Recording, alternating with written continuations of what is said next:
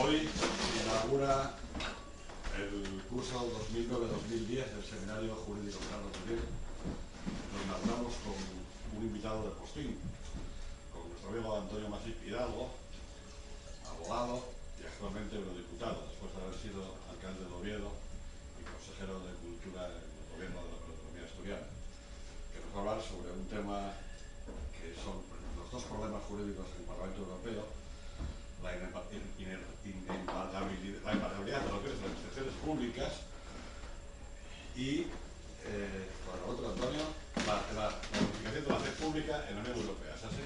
Sí. Avisó su presencia el notario José Miguel Collacores y esperemos que no tarde en llegar, que seguramente es de los más implicados en el asunto. Cuanto quieras, Antonio.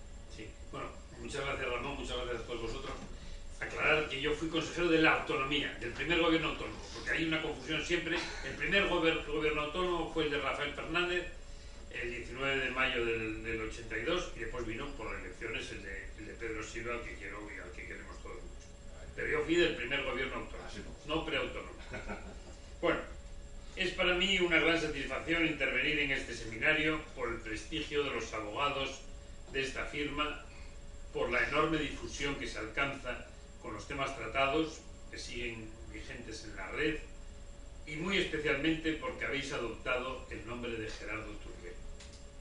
No escribí su necrológica como llegué a meditar, pero muy poco antes de su triste desaparición, publiqué en prensa un artículo defendiendo su papel de abogado, sabio y veterano, en la vista del llamado 11M, frente a la prepotencia del presidente del tribunal. Sé que a Gerardo, como decimos en Asturias, le prestó mucho y me alegro que haya podido disfrutar en vida de mi sincero afecto y admiración. Como parlamentario preocupado por lo que opinen los electores, los ciudadanos, por supuesto los profesionales, de lo que hacemos en Bruselas y Estrasburgo, y aún más interesado, si cabe, en que se legisle bien, me brindáis una plataforma fundamental. Las normas comunitarias se elaboran en muchas ocasiones con una preocupante falta de transparencia y, desde luego, con la absoluta ausencia de seguimiento ciudadano, lo que da lugar a muchas sorpresas desagradables. La presión se encarga por los más potentados a los llamados lobistas, que a la manera americana asientan sus empresas en Bruselas e impiden muchas veces el trato directo con los verdaderos afectados por todo lo que se legisla o está en trance de legislarse. Esto lleva a muchos problemas de comunicación y de mala práctica. El sector que no se espabila puede quedar marginado en la legítima exposición de sus intereses. Esto es lo que puede ocurrir, por ejemplo, a los registradores españoles de la propiedad. No así a los notarios, con el primero de los documentos que traigo a discusión.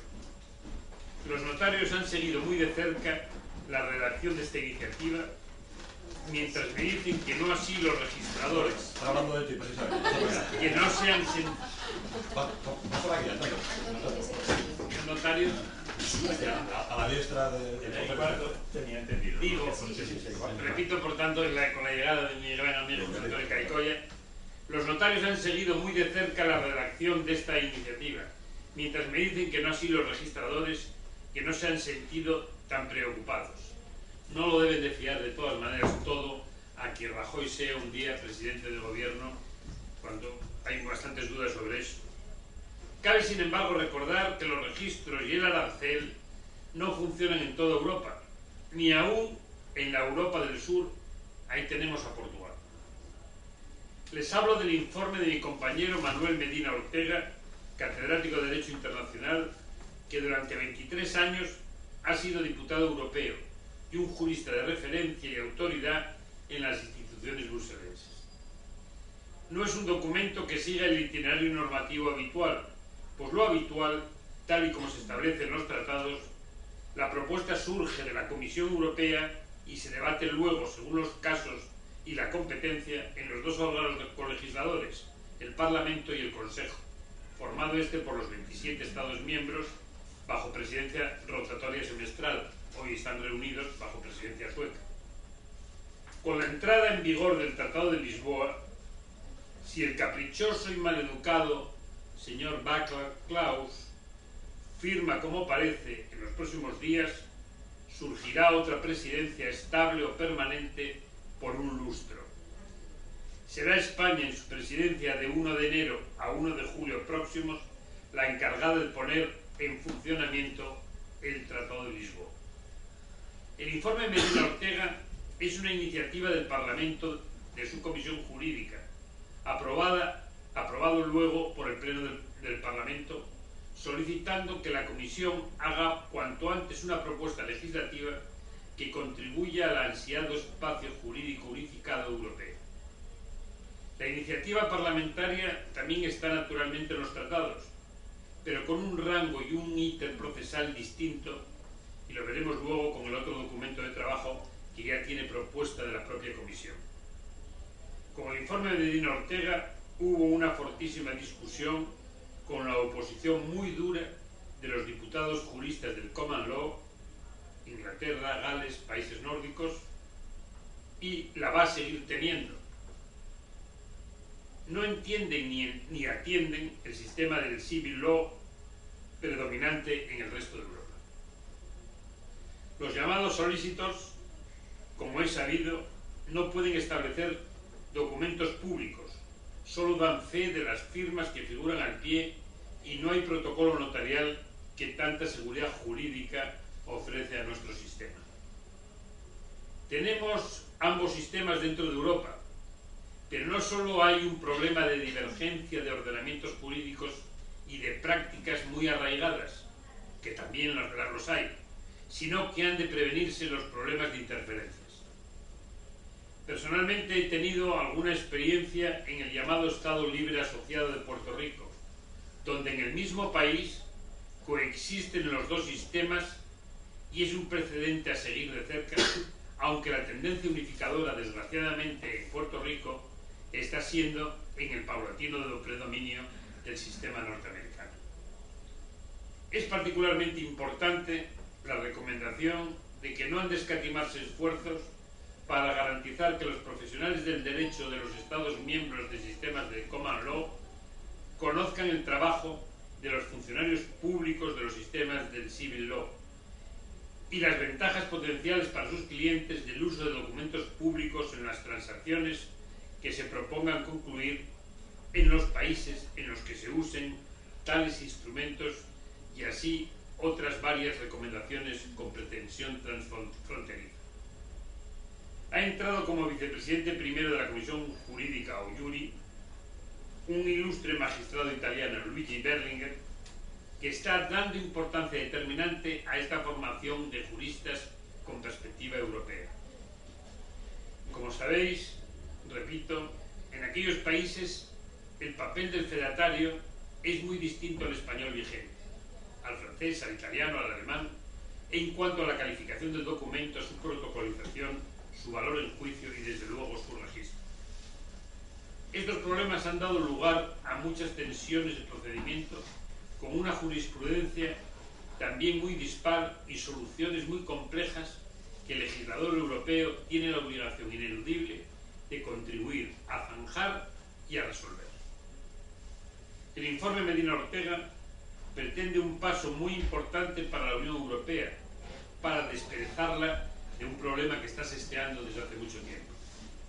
En este momento, sin formarse la Comisión Europea, de la que solo está elegido el presidente Durão Barroso y de la que se ignora quién será el comisario encargado, pues los actuales comisarios están en funciones, los trabajos para redactar la propuesta están, digamos, parados, pero entiendo que el debate sectorial no debería cesar, pues desde mi perspectiva este tipo de documentos y de aprobaciones parlamentarias, aunque todavía no hayan sido estudiados a fondo en el Consejo y sean de la legislatura anterior, deben conocerse y ponderarse por los profesionales del derecho en toda Europa. De suyo, la Comisión Juri está presidida por el señor Lehne, de la CDU alemana, asociada al Partido Popular Español y Europeo, que ha sido íntimo colaborador como ponente en la sombra del señor Medina Ortega en su informe que traigo al debate. Vamos con el segundo de los temas. En España existe desde siempre el privilegio de la administración a la inembargabilidad de los bienes públicos. Estamos discutiendo en el Parlamento en codecisión, esto es, que el Parlamento pesa tanto como los Estados miembros reunidos en el Consejo, una directiva por la que se establecen medidas de lucha contra la morosidad en las operaciones comerciales. La morosidad reduce la liquidez de las empresas, complica su gestión financiera, reduce su competitividad y en los casos más graves afecta a su viabilidad. Estos problemas se agudizan especialmente en periodos de crisis económica, en los que resulta difícil obtener financiación. La morosidad de las administraciones públicas es contradictoria con los objetivos políticos declarados de ofrecer unas condiciones de funcionamiento estables y predecibles por las empresas y de fomentar el crecimiento y el empleo. Tengo orgullo que en mis 8 años de alcalde de esta ciudad se terminó con la morosidad municipal. Lo que hay que agradecer a los equipos municipales que me cupo el honor de presidir, concejales y funcionarios, y de forma singular entre aquellos a Abelino Viejo, actual responsable de la Sindicatura de Cuentas del Principado, y a don Luis Arce Monzón, entre los empleados públicos como secretario o primero de dichos funcionarios. La finalidad de la propuesta es mejorar la tesorería de las empresas, especialmente ahora con la crisis económica. Anteriormente se había adoptado otra directiva para combatir la morosidad en las operaciones comerciales entre empresas o entre empresas y los poderes públicos. En ella se establecía que se podría cobrar un interés legal cuando el pago no se realice en plazo contractual o legal. La Comisión considera que la morosidad en las operaciones comerciales sigue siendo un problema general de la Unión Europea. Además, señala que hay plazos de pago contractuales injustificadamente largos en operaciones con los poderes públicos. También señala que las empresas tienen dificultades de cobrar los intereses de demora, pues eso les incrementa sus gastos de gestión que no recuperan.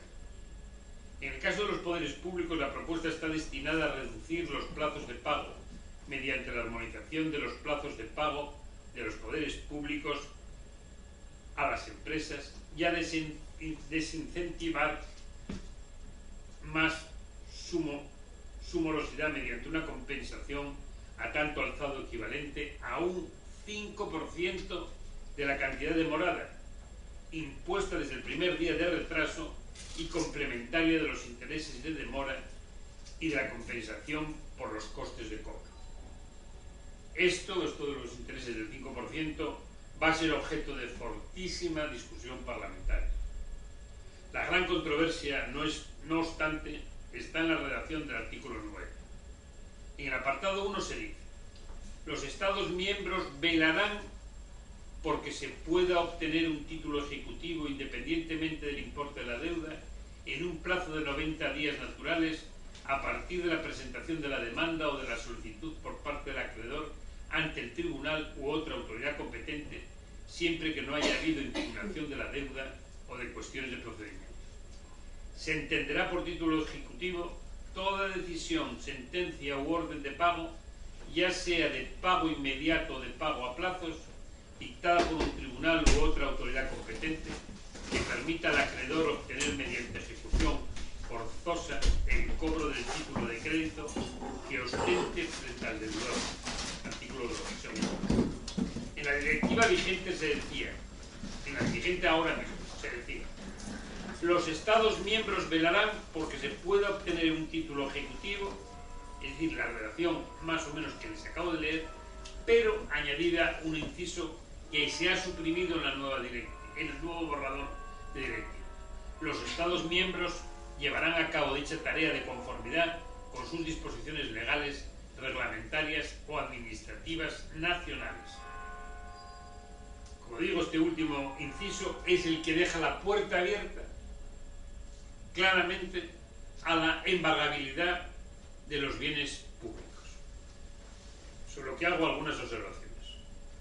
Hay una tesis reciente que me ha recomendado mi colega de Parlamento y amigo de mucho antes, Francisco Sosa Wagner, que todavía no he podido leer. origen y evolución histórico-normativa del privilegio de inembargabilidad de los bienes y derechos públicos, de Luis Ángel Ballesteros Mofa, de la Universidad de León. El artículo 2 y el 9 suponen un análisis sistemático de ambos, supone esta preocupación que les digo, que es una preocupación que no solo es la de este parlamentario que les habla, sino también del Reino de España. La abogacía del Estado española está muy preocupada por este asunto, están estudiando todas las alternativas. En la página web de este despacho se podrá seguir todo el estudio normativo que hacemos en mi despacho en Bruselas, pero susceptible de ser abierto mucho más a la discusión de todos los profesionales sobre este asunto. De abrirse esta puerta, no creo que llegue a entrar en el derecho español, no creo que se llegue a transponer en el derecho español. España puede ejercitar una minoría de bloqueo y creo que hay algunos otros países de la Unión Europea que estarían con España, pero les digo cómo suena el cantante y cómo suena la música en Bruselas.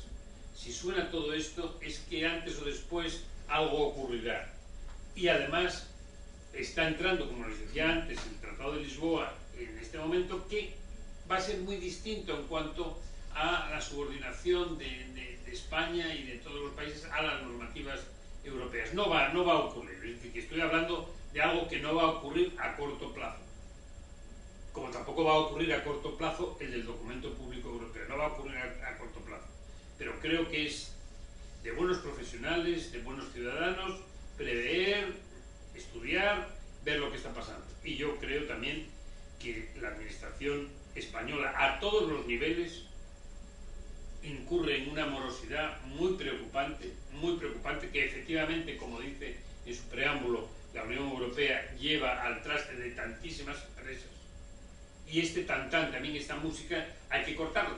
Esto tiene que cortarse. La administración no puede seguir, la administración española y las administraciones locales, o los 8.000 ayuntamientos de España, no puede seguir. Ya se está hablando estos días, afortunadamente para bien, de la persecución de la corrupción, pero hay una corruptela administrativa vergonzante, que es el retraso en los pagos. Esos retrasos, de por sí, usted puede reclamar y al conseguir que lo metan en el presupuesto del año siguiente, en fin, toda una serie de requisitos, pero esto no es la seriedad, porque están haciendo una mora que está preocupando a muchísimas veces. Si se pactan unos intereses, si se contrata, y se debe contratar por concurso público con unas determinadas condiciones, pues no solo las tiene que cumplir el contratar, sino que tiene que cumplir la administración, que para eso pone a gestión y pone desde luego a que el contrato sea de acceso de todos los ciudadanos a poder contratar con la administración pública, y la lealtad de la administración pública con sus ciudadanos es cumplir y quebrantar totalmente esta morosidad muy preocupante. Yo creo que es una cuestión a recapacitar, porque de estos lodos después vienen los problemas que vienen. Es decir, que en este momento yo me encuentro como parlamentario, y soy el español que está en la Comisión Jurídica del Parlamento Europeo, me encuentro para defender este asunto. Yo personalmente, cuando fui administrador público, cumplí con estos criterios que estoy defendiendo aquí, pero sé que mis compañeros y mis colegas de políticos españoles pues no tienen incluso la mentalidad de que esto tiene que ser así, no se están mentalizando. Y esto, el día que ocurre, si ocurre algún día, esto va a ser muy preocupante. Fíjense ustedes lo que puede suponer que vengan a embargar algún bien público en virtud de un mandato que la Unión Europea fuerza. Yo creo que eso rompería la arquitectura jurídica española en el artículo 132 de la Constitución. No es posible, no es concebible en este momento. Pero a partir del Tratado de Lisboa, y después de que algunos países puedan tomar iniciativas y desde luego países del norte, incluido Inglaterra, pueden ser muy proclives a alguna de este tipo de cosas, pues ¿qué ocurrirá si en la tensión que hay en Europa entre unos temas y otros, pero en la unificación de criterios que antes o después estaremos abocados a conseguir en un espacio unificado europeo, jurídico europeo, pues ¿qué ocurre? ¿Qué puede ocurrir? Y eso, en el tema que hablaba al principio, en el tema del documento público, parece, por lo menos por los primeros sondeos y las primeras votaciones que hemos tenido, que ganamos los del sur y los del centro de Europa, ganamos sobre el Common Law, estamos ganando, pero esto, porque somos más o porque somos razón. Ya, yo creo que aquí está el señor notario y dirá su opinión también, pero es posible, hombre, yo creo que tenemos razón. Yo he ejercido la profesión, ahora estoy como no ejerciente, pero yo he ejercido la profesión en América, en Norteamérica y en Inglaterra también, y creo que es más preocupante la situación yo prefiero la situación del notariado español 1000 veces que la situación de ir a hacer un contrato y que de repente un señor saca del bolsillo una estampilla y te firma allí que ese documento, que no protocoliza a nadie, sino que simplemente no puedes perder la copia bajo ningún concepto, y que todo eso tenga una seguridad, me parece muy preocupante. Que además no hace de contenido, ¿no? Da fe de las firmas, nada más que da fe absolutamente de las firmas. Yo creo que esa batalla, con tiempo, estoy hablando de años, como ustedes 10, 20 años, esa batalla se va a ganar por parte de los que estamos en el centro y en el sur de Europa. Se va a ganar. Terrible. Esa es una... Bueno, no les quiero ni contar cómo han reaccionado la señora Wallis, que es una eminente jurista inglesa, que es parlamentaria, liberal, pues ha reaccionado muy violentamente con esta situación. Pero lo que digo es que de nuestra parte, de la parte de nuestro ordenamiento jurídico, alguien caerá y alguien tendrá problemas. A la vez que conseguimos una mayoría probablemente de sacar adelante este asunto, antes o después, muchos problemas de que supone el registro de la propiedad en este momento en nuestros países, pues resulta que, claro, muchos consumidores que se plantean que por qué se gasta tanto en el arancel, hay muchos otros problemas que además en ese sentido pues pueden también conseguir los del norte, pueden conseguir algunas cuestiones. Portugal, que pertenece a nuestro derecho napoleónico, sin embargo, ya ha suprimido la concepción del registro de la propiedad tal como tenemos ahora. La disensión entre registradores y notarios con la calificación de documentos es una cosa que tampoco se sostiene, es decir, que eso llega a ser una obstrucción en el negocio jurídico que yo creo que eso también de esta parte de Europa pues va a tener problemas en el próximo futuro. Y si hay gente que se empeña en que lo va a conseguir y que va a ganar y que el señor Rajoy, como fue registrador, pues y en base a sus defensas de intereses corporativos van a ganar esa batalla, no sé si Rajoy la va a ganar él, pero desde luego los registradores me parece que ¿corremos el riesgo de que sea al revés, de que los ingleses se impongan, el sistema inglés se imponga no, yo creo que el sistema inglés, lo digo por experiencia propia, yo vamos, de nuevo abogado que ejerció en Londres, y yo desde luego lo pasé con el apoyo del despacho de Uribe Menéndez, que estuve ejerciendo algún tiempo en los asuntos jurídicos de Porcelanosa en el Reino Unido, pero en el Reino Unido, que es solo Gales, en este caso solo Gales e Inglaterra, porque Escocia tiene otro sistema. Entonces, pero lo pasé muy mal porque te da mucho miedo. Educado en el sistema y te da mucho miedo porque, bueno, por cierto, sin embargo, ellos tienen una dignificación de la profesión de abogado mucho mayor, muchísimo mayor, porque claro, tú firmas el contrato y das el cheque al abogado, o lo ingresas en la cuenta del abogado y allí no, y después tienen la dignidad del abogado, está tan protegida y también están valorados los abogados, por ejemplo, en Estados Unidos, que si no los expulsan del colegio de abogados a la menor de cambio, pero que, por ejemplo, nosotros tuvimos en algún problema que tuvimos en Puerto Rico, que tuvimos con la interpretación de algunos de los antecedentes que había a un determinado contrato, que el abogado contrario tuvo la lealtad de declarar en juicio contra su cliente, porque decía la verdad. Es que bajo ningún concepto, bajo juramento, bajo ningún concepto, un abogado miente, ni recomienda a su cliente mentir. Claro, son cosas que tenemos una parte que es muy bonita. No, tampoco miente. Bueno, Miente a su defensa. Ya, bien, vale. Vale. ¿Quién miente? Hay de todo, ¿eh? Hay de todo en la viña del Señor, ¿eh? Yo he ejercido aquí más de 30 años, ¿eh? Desde aquí. Pero ¿puedo hacer una pregunta? Es que no me queda muy claro, perdón, Antonio, porque hablas de dos cosas, del papel de los notos, o sea, del tema notarial y el tema registral. Sí. Entonces, mientras que el papel de los notarios parece, digamos, que la capacidad de fe pública y la capacidad de la manera de hacer exactamente el asesoramiento que lleva a cabo los países, digamos, del derecho civil se mantiene en las votaciones y en la manera en la que va a ser contemplado, no si sucede con los registradores. No, los registradores tampoco, no sé, porque O sea, no han discutido. O sea, ¿cuál es ¿cómo el es papel la propuesta que queda o cómo es la propuesta sobre la que se trabaja? Se trabaja sobre una propuesta que estará en la página web de este despacho, que está ya colgada, pero esa propuesta no es una propuesta solo de la Comisión Jurídica del Parlamento. Solicita a la comisión que se va a formar dentro de 15 días, solicita a esa comisión que haga la propuesta formal, que haga la propuesta estudiando los principios que hemos debatido nosotros en la Comisión Jurídica en la legislatura anterior, que también fui parlamentario. Entonces, esa propuesta todavía no la tenemos. Da la sensación de que la propuesta, cuando llegue, va más o menos a estar, con algunas correcciones que sin duda tendrá, va a estar en esa línea. Hay que ver un poco también cuál es el perfil del comisario concreto que se haga cargo de esta cartera.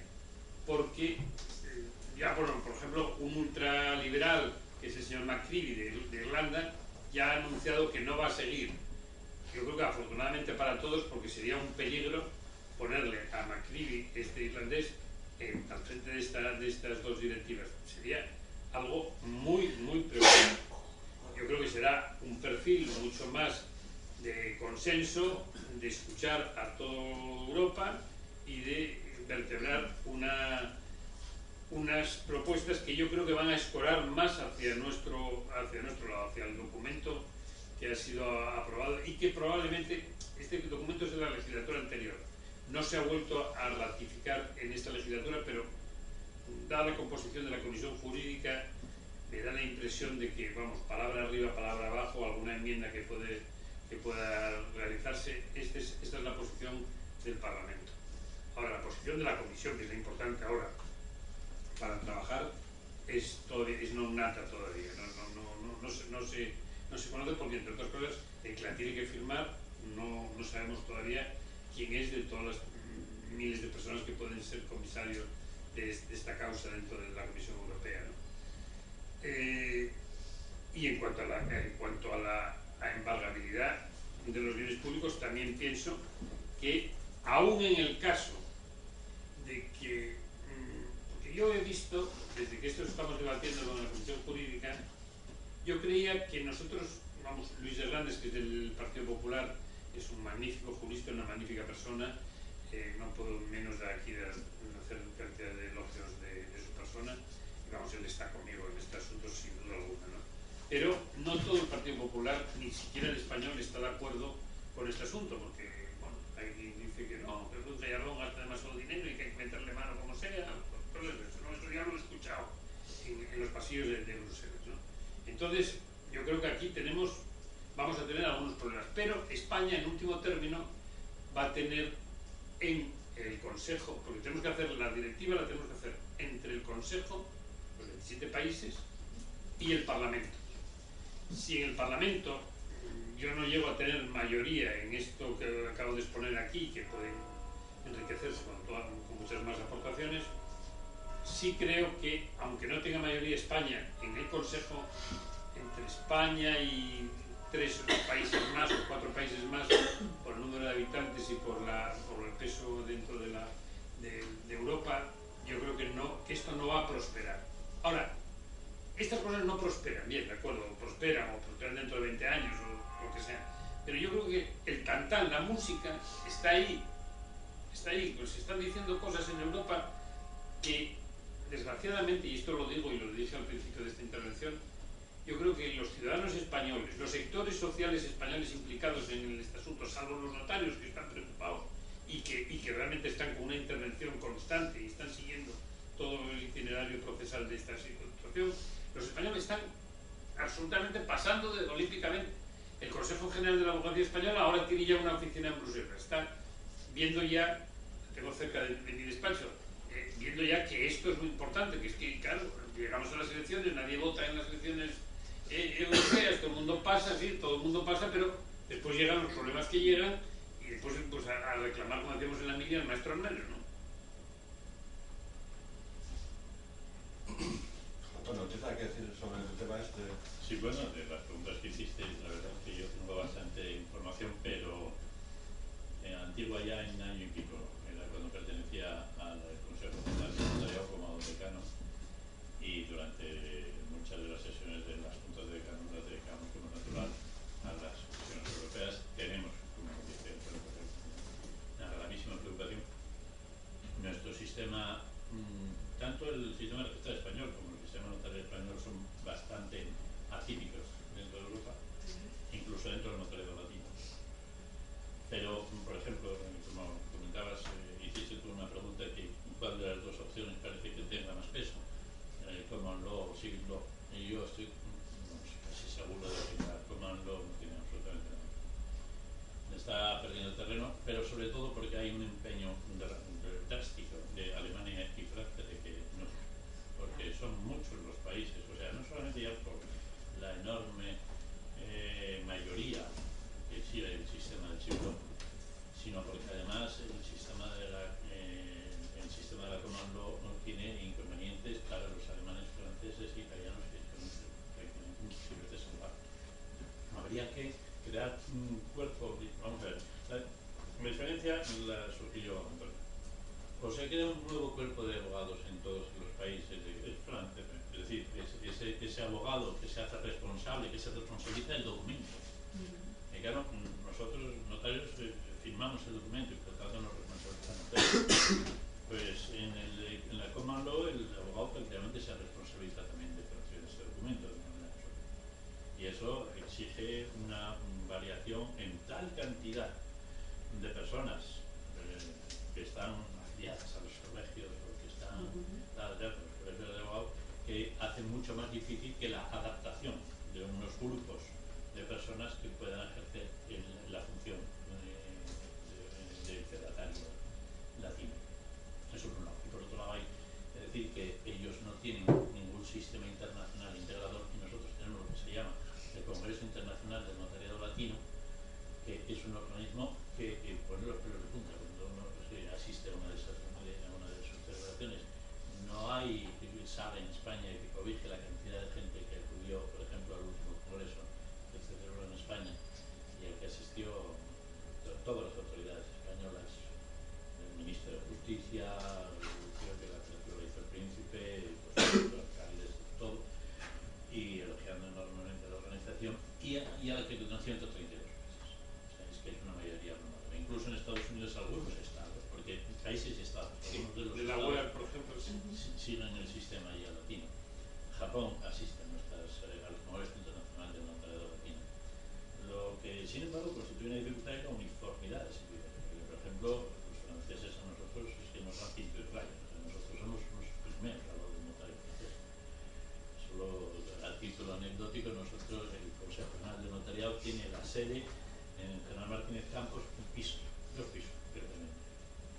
El notario francés tiene la sede en un palacio del estilo del de Chantilly, o sea, no es Versalles, pero... Entonces, lo que os preocupa que es que se imponga el Common Law sobre el Civil Law o la unificación del Civil Law.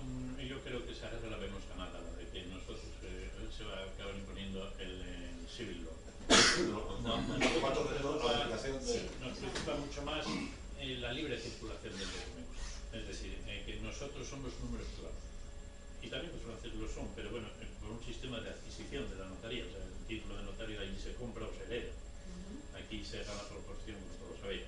Entonces, equiparar el notario francés al español, que él pueda ejercer en España, o que el español pueda ejercer en Alemania, y que haya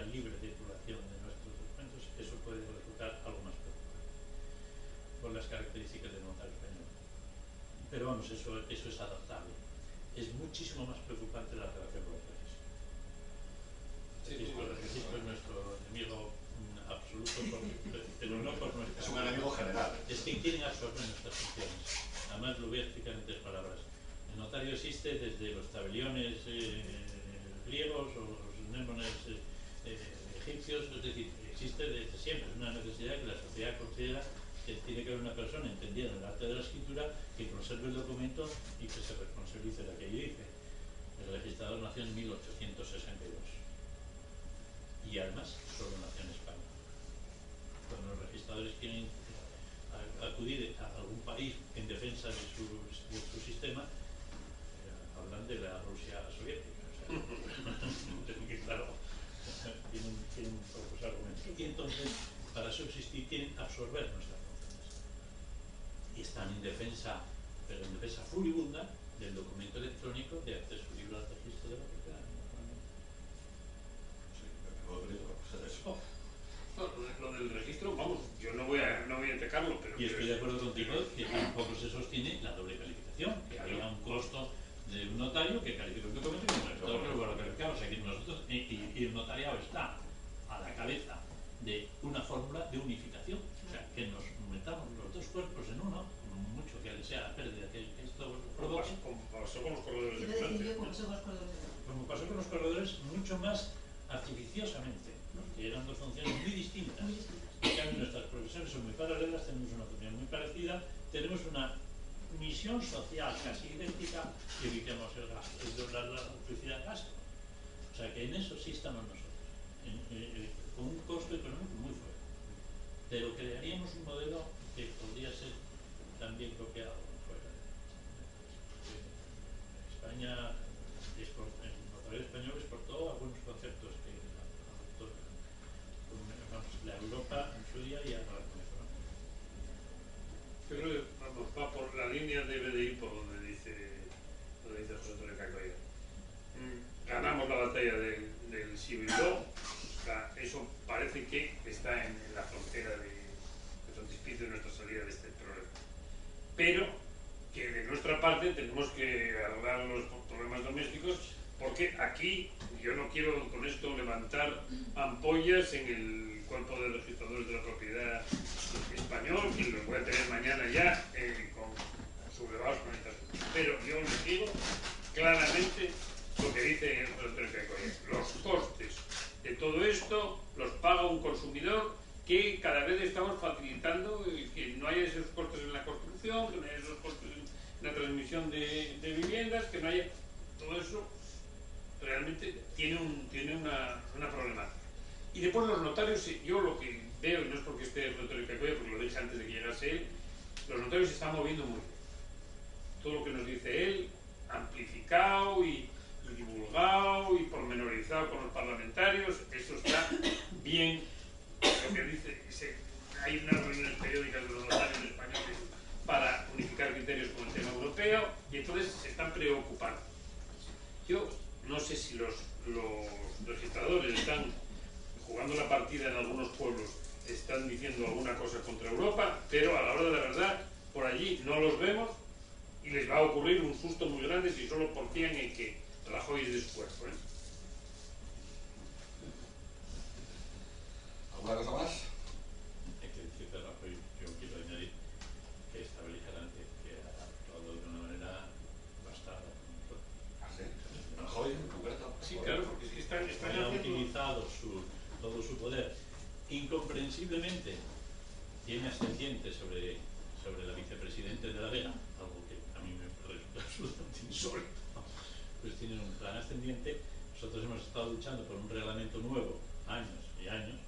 Hemos movido todos los hilos necesarios para quitar todos los obstáculos que en el sistema parlamentario español van surgiendo. Hemos conseguido mayorías de última hora, dificultades tremendas. Hemos llegado a un texto muy elaborado, incluso con los propios políticos, que a Álvaro Cuesta, por cierto, Sí. le pareció extraordinariamente positivo porque utilizamos sobre todo mucho la informática para que en tiempo casi real, es decir, con 12 días solo de retraso, el gobierno dispusiera de los datos macro, lo que representa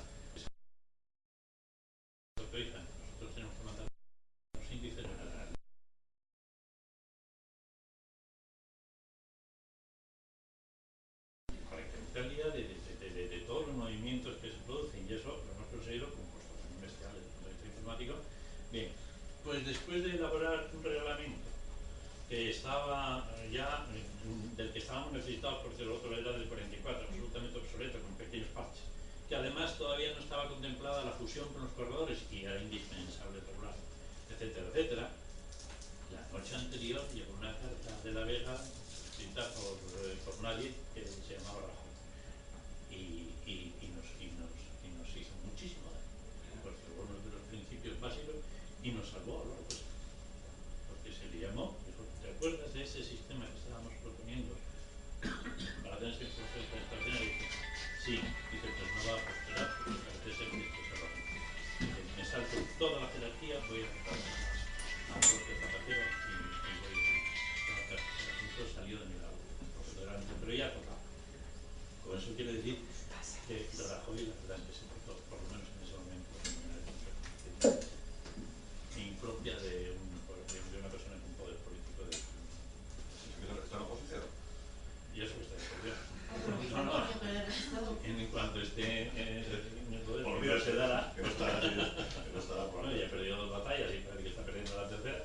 Esto nosotros dependemos que ponemos No, esto es una cosa muy seria, vamos, estamos aquí hablando en un despacho de abogados y afortunadamente gracias a la red de muchas más personas, pero vamos, esto no queda aquí, es decir, que esto, de verdad, esto tiene que meditarse y además, lo que dice José Antonio Pecoya está claro, hay que mentalizarse, cada sector tiene que mentalizarse de cuál es su posición europea, porque de lo contrario, además incluso, es una cosa, no, y pues yo personalmente, si no me ayudáis, yo personalmente me pierdo, porque tengo que hablar y recibir a tal número de personas, no sabéis, que claro, ahora bueno, afortunadamente ya tengo algún diputado más de Asturias, pero lo demás es inimaginable la cantidad de problemas que se han suscitado. Hubo 5 años anteriores a mí que no había diputado por Asturias. Yo no entiendo qué es lo que ocurrió en ese momento. ¿No estaba Laura? Laura no, estuvo 10 años antes. Entonces, claro, es 8 años antes, ¿no? Porque después lo dejó para ser presidente aquí del Parlamento. Bueno, sí, pero ¿lo veis alguna vez por Asturias? No lo sé, yo vi la... Es muy buen chico, ¿eh? No, pero fuera de la campaña electoral y tal, yo le quiero mucho, pero... Salvador Garriga, que está sí. Pero bueno, pero vamos, dentro del Partido Popular hay 2 sectores, uno que está más un poco con la tradición de todas estas cuestiones en el derecho español, con la arquitectura ya consolidada de España, y que han contribuido con historia y con todo esto en el poder o la posición a que esto se estableciese y se consolidase en España, y otros jóvenes que andan diciendo pues una serie de, vamos, yo sois todos la mayor parte de vosotros jóvenes, pero ser muy joven y llegar a Bruselas y querer modificar el mundo, eso es una cosa muy difícil, ¿no? El otro día, cuando debatimos por primera vez este tema de la embargabilidad, pues un joven diputado madrileño del Partido Popular que acaba de llegar, muy buen chaval, además con muy buenas maneras personales y tal, pues me dijo, que se jorobe Luis Gallardón, vamos a por él y vamos a embargarle los túneles, hombre, por favor. Esto viene de parte de Esperanza. Sí, era de Esperanza. Pero eso es una locura, no se puede... Ahora, sí es verdad que hay que llamar la atención de que en los 8.000 ayuntamientos de España, las 17 comunidades autónomas, no se puede seguir con esta tensión de impagos. No, si algo hay que hacer, hay que hacer. Es una cosa... Eso está claro, sí. Que yo defienda la postura tradicional del derecho español no quiere decir que no reconozca que hay cuestiones que no pueden seguir así. No pueden seguir así. Hay gente, este mismo chico del Partido Popular, me dijo que su familia se había arruinado por la relación con una administración. No que hayan ido a corromper... Claro, pues cantidades. Claro, eso no puede ocurrir. Y es un nivel de indefensión total. Cuando yo llegué al ayuntamiento, aquí en Oviedo, había una deuda muy grande, que ya venía de antiguo, ¿no? Y le pregunté, claro, que teníamos buena relación con los anteriores municipios y además, bueno, habían trabajado con mi padre en su día en el ayuntamiento y pregunté, esta deuda tan enorme, y pregunté a quien había sido alcalde antes, esta deuda tan grande, ¿qué hacemos? ¿Cómo la habéis pasado durante tus años? ¿Qué pasó? Y dice, no te preocupes, Antonín, tú déjala para el siguiente, ¿no? ¿Cómo para el siguiente? Dije, oye, si yo pienso estar aquí unos años. pues yo estuve 4 y te la dejé para ti, ahora tú coge y pasa para lo otro. No, eso no puede ser. No. Yo le quiero mucho a quien me lo dijo, a su memoria, le quiero mucho, pero eso no puede ser. Es decir, que tenemos que cambiar la mentalidad, no del derecho, sino de los que ejecutan y administran el derecho. Hay que cambiarla. No puede ocurrir esa situación, no puede ser. El otro día leí en un periódico que se pagaban facturas ni siquiera conformadas en la administración, en la intervención de una administración pública, y sin embargo no se pagaban las que de verdad correspondían al presupuesto. Eso lo leí en la prensa, ¿eh? Es decir, no, es una cosa inimaginable. Y me alegro, por ejemplo, ahora que ha pasado el tema de Cataluña, me alegro que se vea que hay no solo el PP en Madrid y en Valencia, no, es que también el PSOE en Santa Coloma de Gramenet, que es un ayuntamiento muy emblemático, le ha ocurrido eso, pues a la cárcel. Y Macià Alavedra, este hombre que está ahora todopoderoso, bueno, en la época que yo fui alcalde, ya fui hace 20 años de esta ciudad, resulta que en las reuniones de alcaldes de España se decía que este señor Macià Alavedra, que era un corrupto y que iba a caer algún día, coño, y tardó 20 años. Pero bueno, es decir, que yo no sé lo que habrá pasado en concreto, y la presunción de inocencia, por supuesto, todas esas cosas, pero que ahí hay algún matute, vamos. ¿Pero dónde no lo hay, hombre? Bueno, no lo sé, yo procuré que no lo hubiera. No, yo procuré que no lo hubiera, y con eso tienes que luchar contra unos y contra otros. Es decir, que el mantenimiento del derecho, de la pureza y tal, de la moral del administrador y de la seriedad. Pero esto, por ejemplo, esto de la morosidad, ni siquiera afecta a la moral. Porque la gente que es morosa en la administración, lo que tiene voluntad de morosidad y de no pagar, no se siente amparada públicamente, se siente amparada por los propios... los trucos para no pagar una factura de un ayuntamiento de una comunidad autónoma son absolutamente enormes y lamentables. Y eso no puede ocurrir. Esos lodos después llevan a estos problemas que que no van a ocurrir, pero pueden llegar a ocurrir, que están ahí en Europa, ¿no? Y que después que la administración no lo comprende. La administración de otros países no lo comprenden. Aquí vais a tener una discusión, creo que en el próximo seminario, obviamente sobre el informe Auken del urbanismo. Yo voté en contra de ese informe porque creo que lo conozco la ponente y tal, la conozco ahí del Parlamento, es una verde que la conozco bastante. Yo creo que el informe en general es una barbaridad. Pero ¿qué ocurre? Han ido a la costa española, han levantado acta de todos los problemas que está habiendo allí, a la costa mediterránea y de Murcia y Valencia sobre todo, y claro, pues de aquello han sacado, de aquellos problemas que todos están en el ánimo de todos, pues han sacado unas conclusiones que después no nos gusta el Reino de España. Claro que no nos gusta, porque se atacaron muchas cosas que... Es una barbaridad, la realidad humorística esa es la española, es una barbaridad, con lo cual no te extrañe el informe Auken, que es lógico, ¿no? Y es que yo pienso, por ejemplo, en obras donde se utilizan empresas extranjeras, el nivel de contratación que el Estado español tiene con empresas extranjeras para grandes obras públicas, como por ejemplo pasa con el AVE, etcétera, etcétera. Tú le dices a un alemán, no, mira, ya te pagaré dentro de 200 días. Y claro, te miran como diciendo, pero ¿de qué has bajado el Venus? ¿De qué estás hablando? Sí, no, eso está claro. Claro, y es que esa imagen la tienen de nosotros. De hecho, pues es uno de los problemas transfronterizos que España tiene, la relación comercial,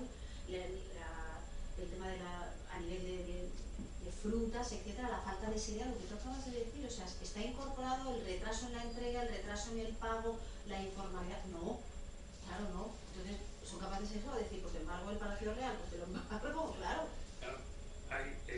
La semana pasada coincidí en el avión para venir de Bruselas a Madrid, coincidí con el embajador de España en las comunidades europeas, el señor Bastarreche, y le comentaba este problema que estoy debatiendo con vosotros hoy, que es un problema que está preocupado. El Reino de España está preocupado y tiene abogados del Estado siguiendo con lupa todo lo que estamos hablando aquí, ¿no? Pues entonces me decía que claro, que había ocurrido en la firma de un préstamo bancario con una institución española, que no voy a citar en este momento, pero con una institución española que había los abogados del Banco Europeo que hacía el préstamo introducían que si no había el cumplimiento podía producir el embargo. resulta que, claro, eso no podía pasar, no podía pasar bajo ningún concepto con la administración pública, no podía pasar bajo ningún concepto. Bueno, pues entonces los letrados, los europeos, de este banco luxemburgués, pues no podían comprender que eso fuese así, no podían bajo ningún concepto, tuvieron que por otros sitios aclarar y avalar a esa institución española, la tuvo que avalar el propio Estado para conseguir ese préstamo, porque los letrados no cambiaban, no se bajaban de la burra de que no pudieran tener la amenaza en caso de impago del embargo. Pero era la situación. Y esa fue la primera vez que ocurrió, ya lo ocurrió en una discusión no de una ley, sino de un contrato. Pues bueno, pues eso va a estar al orden del día en los próximos años. Eso. Además, Yo agradecería mucho al seminario de los intervinientes y a todos los que nos escuchen por la red o que lean los documentos estos en la página web de este despacho, que me hiciesen aportaciones, que piensen que yo como diputado europeo estoy abierto, dentro de lo que cabe, recibo 180 correos diarios, pero tengo a colaboradores que están seleccionando y este problema es absolutamente prioritario.